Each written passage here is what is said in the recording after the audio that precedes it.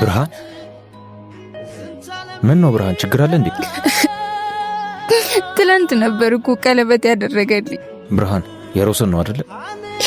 ቆይ ምን አጎደልኩበት?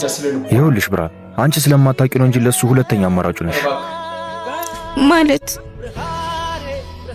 ስማማ ብርሃን እኮ የፍቅር ጥያቄውን ተቀበለች። ምን አንተ ያማል እንዴ? ፍቅረኛ እኮ አለ።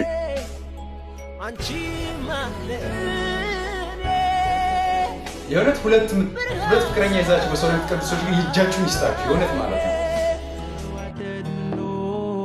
አብርሺ ረገምክ፣ ደከመኝ፣ ሁሉም ነገር አስጠላኝ። ያ የተረገመ የሮስን ሌላ ፍቅረኛ እንዳለው ደረሰችበት። ምንድነው የምትወሩ? ትናንትና እኮ ነው ቀለበት ያሰረላት። ሁሉንም ነገር አይተዋለች። እኔም እውነቱን ነግሬያታለሁ። አሁን አንተ ሂድላት። ቆየት ናት እላይ ነበረች።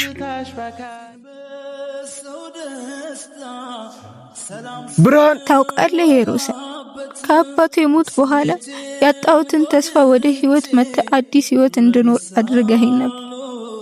ባንተ በጣም ደስተኛ ነበርኩ።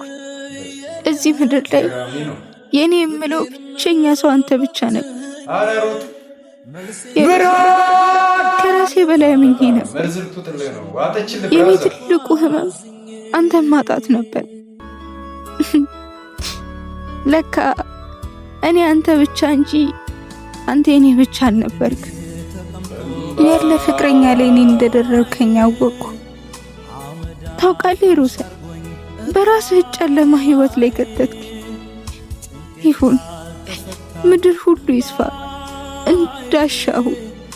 የሮ ያፈቀረ ልብ መጥላት ይችላል። ግን እኔ አንተን እንዴት ብዬ ልጥላ? ህይወቴ እኮ ነበር። ተስፋ ሰጥተ እንድኖር አደረከኝ። ግን መልሰ ያንን ተስፋዬን ቀማኸኝ። ታዲያ ለምን ብዬ ልኖር? የዘላለም ስብራ አላዳንኩሽ ኖር ያልጠቀምኩሽ